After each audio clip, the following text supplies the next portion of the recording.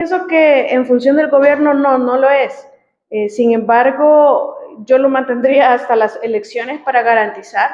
que los que hicieron pactos con las pandillas en el pasado para convertir a las pandillas en un capital electoral, y que eso sí está comprobado en procesos penales, que si están afuera y todavía hay pandilleros afuera, pues que no vayan a intentar combinar a las personas para votar de una u otra manera, que es lo que sí se sabe que ya hicieron en el pasado tanto el FMLN como Arena. Para ellos sí era una cuestión electoral la tregua con las pandillas.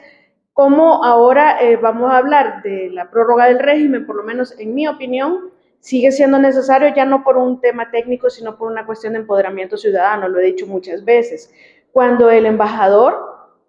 habla de respetar el debido proceso en el régimen de excepción, creo que se refiere a todas las situaciones que vemos en alguna medida de personas que tienen, por ejemplo, su carta de libertad que no se hace efectiva por parte de las autoridades, y en algunos de los casos están siendo detenidos nuevamente. Estas personas que salen libres, que ya pasaron por el filtro judicial, están siendo detenidos. Si fueron detenidos, por ejemplo, por agrupaciones ilícitas, ahora están siendo detenidos por limitación a la libre circulación o por organizaciones terroristas que al final vienen a hacer los mismos hechos por los cuales ya pasaron el filtro judicial. Entonces, yo creo que a ese tipo de situaciones se refiere, o podríamos hablar incluso de los futuros juicios masivos que se van a hacer. Yo creo que más a eso se refiere, porque si hablamos del régimen de excepción es solamente una herramienta de todas las políticas de seguridad que implementa el Estado, y que no se reducen al régimen de excepción, ni tampoco se reducen a reformas penales, sino que las podemos evidenciar en diferentes aristas, tanto de publicidad como de reformas penales, como de trabajo interinstitucional organizado, pero más puntualmente con el tema de gobernabilidad. Sin la gobernabilidad, nada de lo anterior tendría sus efectos como lo hemos visto actualmente, y que además es importante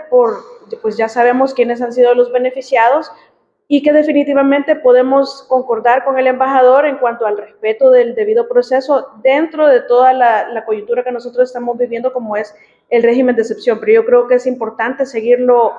prorrogando por lo menos hasta las elecciones, para garantizar que lo que ya sucedió antes con el FMLN y con Arena, que es cierto que ahora ya no están todos los mismos, ni tienen el poder que tenían antes, ni tampoco están todos los pandilleros en la calle, pero si bien es cierto que tienen sus enlaces, tienen sus contactos, que más de alguien estará afuera y que pueden intentar incidir en estas elecciones. Además que yo creo que en el tema cultural todavía necesitamos el empoderamiento ciudadano. Esta semana circulaba una nota de que decía de que ahora los familiares de las personas que están detenidas ya no van a entregar los paquetes, sino que deben hacer un depósito a las cuentas de centros penales. Ante esto, algunos familiares expresaban de que no hay mucha confianza en seguir este proceso. Y yo creo que tienen su derecho de cuestionar, especialmente si vemos cuestionamientos, por ejemplo, hacia el director de centros penales, que no han sido explicados ni tampoco han sido investigados por las autoridades competentes. Creo que es válida el temor que presentan las personas en relación con este tema, porque mucho he sabido también que de los paquetes que se les llevaba, a mí me consta en uno de mis casos, claramente de lo que la familia le lleva, no se le entrega todo al recluso. Entonces, y estoy hablando de un recluso que ni siquiera es de régimen. Tengo una persona que está ahí por un delito económico, y a los cuales la familia le lleva, por ejemplo, los desinfectantes o las cremas antifúngicas o antihongos, no se las entregan la cantidad que la familia le lleva. Es cierto que no se lo van a dar de una vez, pero tampoco le dan lo que le da a su familia ni lo que necesita. Entonces, eso quiere decir que si se están utilizando para todos lo que unos cuantos llevan de las familias, para unos cuantos reclusos, que hay otros a los que no les llevan. Entonces, lo que están haciendo es distribuyendo, y había mucha queja en relación a ese tema, o en relación con ese tema. Entonces, si ahora están pidiendo el dinero, me parece sensato, me parece que tiene todo el sentido del mundo. Sin embargo, vale la pena recalcar que deben haber los controles sobre el manejo de esos fondos, especialmente porque ya vimos que en las direcciones de centros penales anteriores, especialmente la del FMLN, había un manejo inadecuado y que incluso hasta fraudulento con el tema de las tiendas, especialmente los dineros, que antes se le entregaba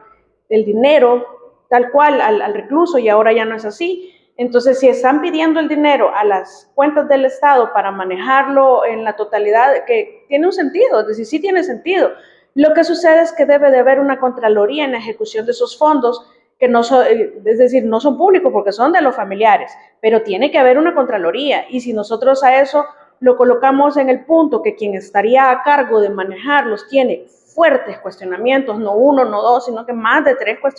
cuestionamientos legales, él y sus familiares, estamos hablando del director de centros penales, yo creo que es válida el cuestionamiento que hacen los familiares, y que entonces tiene que ponerse un control mayor en relación al manejo de esos fondos. Yo sí lo haría porque estaría cuidando el bolsillo de los familiares de las personas reclusas, que además es su derecho.